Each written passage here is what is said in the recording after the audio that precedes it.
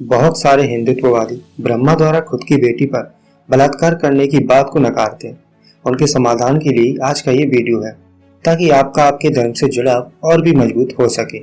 मुझे नहीं पता ये सब देवी देवता कैसे कैसे कांड पल भर में कर देते हैं, वो भी अपने ही परिवार में, अपनी बहन बेटियों के साथ जिन्हें उन्हीं ने पैदा किया है। इतने बड़े योगी होकर, तपस्वी होकर, जहाँ तक वे खुद दुनिया को बना रहे हैं। इंसान, जीव, जल, थल, सारी की सारी दुनिया ब्रह्मांड को कंट्रोल करने वाले हैं। जैसा कि आप लोग कहते फिरते हो, अपने आप को कंट्रोल नहीं कर पाते कि किसी भी स्त्री या लड़की को देखकर उनका वीरपात हो जाता है।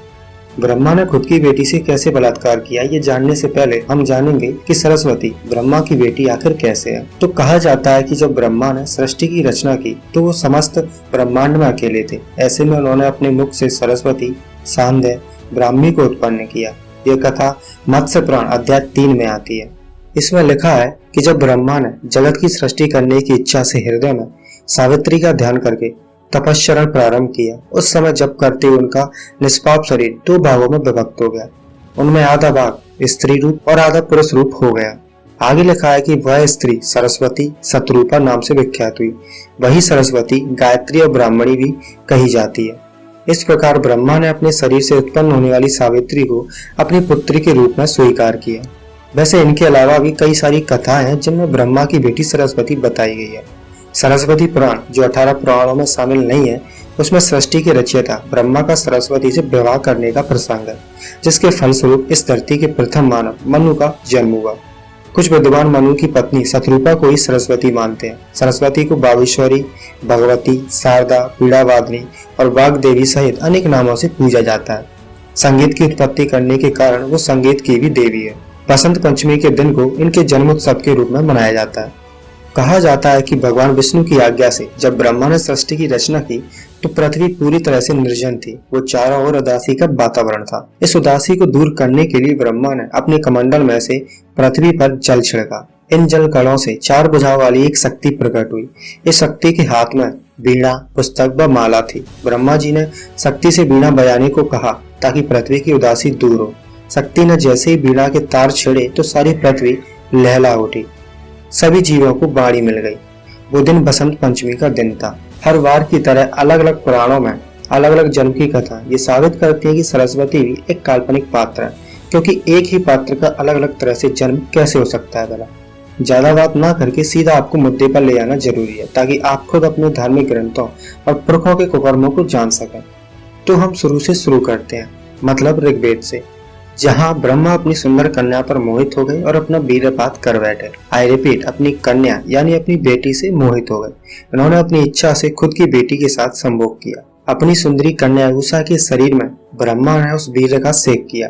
जिस समय पिता युवती कन्या के ऊपर रतिकामी हुआ और दोनों का समागम हुआ, और जिस समय पिता ने अपनी कन्या उषा के साथ संभोग भी किया। ये कथा ऋग्वेद के मंडल 10 सूक्त 61 और मंत्र 5 से 7 में आता है। प्रजापति का पुत्र उत्पन्न करने में समर्थ वीर सर्वोत्तम है। प्रजापति ने अपने उस मानव हितकारी वीर का त्याग किया, जिसे उन्होंने अपनी सुंदर उषा के शरीर में संचित किया था। जिस समय पिता ने अपनी युवती कन्या के साथ यथेष्ट कर्म किया, उस समय उनके संभोग कर्म के समीप ही थोड़ा वीर गिरा। परस्पर अनुगमन करते हुए उन दोनों ने वो वीर यज्ञ के ऊंचे स्थान योनि में छोड़ दिया था। जिस समय पिता ने अपनी पुत्री के साथ संभोग किया, उस समय धरती से मिलकर वीर त्याग किया। हमारी वीडियोस पर कई कमेंट आते हैं कि आपके पास क्या प्रमाण है कि ऐसा था या फिर ऐसा हुआ था, या फिर जो आप कह रहे हो वो सही है। मैं उन बुद्धिजीवियों को समझाना चाहता हूँ कि ये जो आप स्क्रीन पर श्लोक या पेजेस देखते हैं ना, उन्हीं को हिंदी में प्रमाण और इंग्लिश में प्रूफ कहते हैं। अकल के अंडो, जरा अपना टीन का चश्मा उतार दो ताकि धर्म का नशा भी उतर सके। इतना भी टुन्न ना हुआ करो। तो इसी बात पर दूसरा प्रमाण पेश करना चाहूंगा शतपथ ब्राह्मण का। शतपथ ब्राह्मण में एक प्रसंग आया है कि ब्रह्मा ने अपनी बेटी के साथ प्रसंग किया। मतलब पहले इच्छा हुई और फिर इच्छा की पूर्ति। प्रजापति, जिसे दयानंद सरस्वती ने वैदिक ईश्वर माना है, वो अपनी लड़की उषा पर मोहित हो गया और सेक्स की इच्छा हुई तो सेक्स भी कर लिया अपनी बेटी से।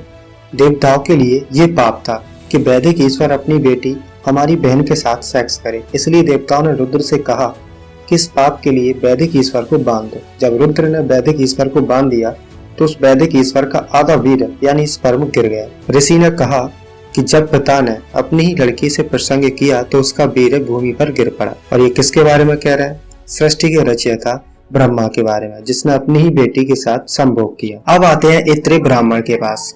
हिंदू धर्म शास्त्र के अनुसार देवी सरस्वती ब्रह्मा की पुत्री थी। सरस्वती को विद्या की देवी कहा जाता है, लेकिन ये विद्या की देवी बेहद खूबसूरत और आकर्षक थी कि स्वयं ब्रह्मा भी सरस्वती के आकर्षण से खुद को बचा कर नहीं रख पाए। प्रजापति ने अपनी लड़की देखकर भार्या के रूप में सोचा। वो प्रजापति अपनी पुत्री के पास गए। देवताओं ने जब देखा कि प्रजापति कैसा बुरा कर्म कर रहा है, ऐसा सोचकर देवताओं ने ऐसा पुरुष को खोजा जो प्रजापति को मार सके। तब सब देवताओं ने रुद्र को उत्पन्न किया, जिसके अंदर प्रजापति को मारने का सामर्थ्य था। मतलब सारे देवी देवता मिलकर भी ब्रह्मा का विरोध न कर पाए। उसके विरोध के लिए सबने मिलकर रुद्र को पैदा किया। जैसे सारे देवी देवता महिषासुर को ना मार सके, बस सबने मिलकर दुर्गा को बनाया उसे मारने के लिए। अजीब ही चिलगोजी भरी बातें भरी पड़ी इनके भंगेड़ी दिमाग में।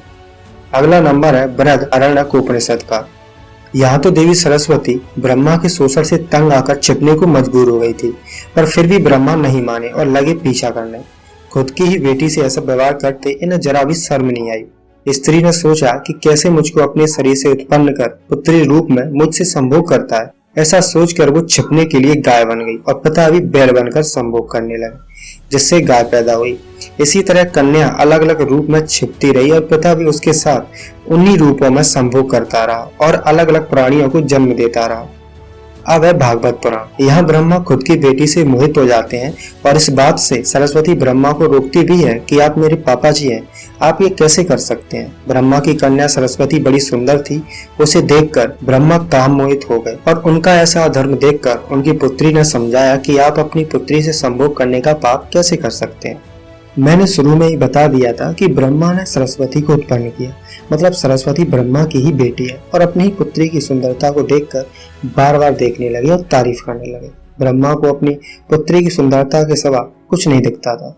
वो कामदेव से मोहित हो गए थे, तो ब्रह्मा ने अपने सारे पुत्रों को प्रजाओं की रक्षा के लिए भेज दिया और अपनी पुत्री से संभोग किया और उस संभोग से उनका पुत्र मनु पैदा हुआ। इस प्रकार ब्रह्मा ने अपने शरीर से उत्पन्न होने वाली सावित्री को अपनी पुत्री के रूप में स्वीकार किया, परंतु तत्काल ही उस सावित्री को देखकर वे सर्वश्रेष्ठ प्रजापति ब्रह्मा मुग्ध हो उठे और यूं कहने लगे, कैसा मनोहर रूप है, कैसा सौंदर्यशाली रूप है।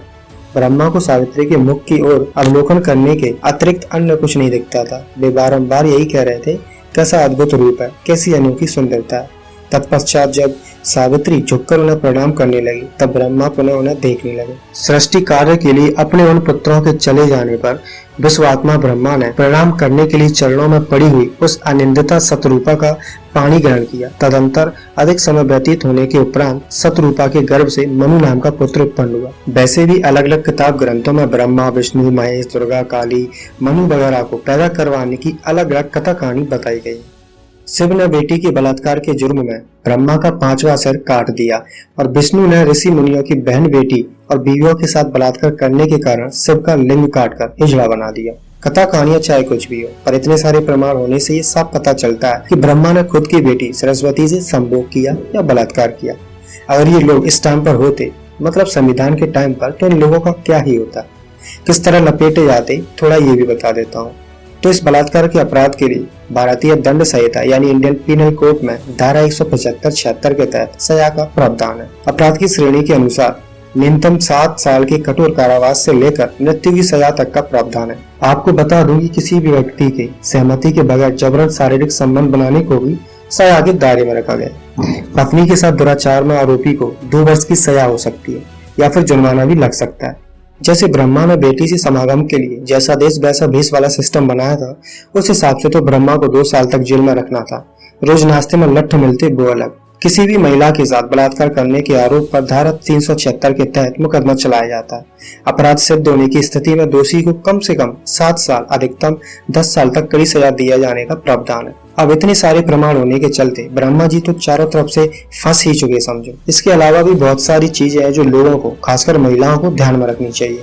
जिस तरह से ही हमारा समाज आगे बढ़ रहा है अपराधों की तरफ।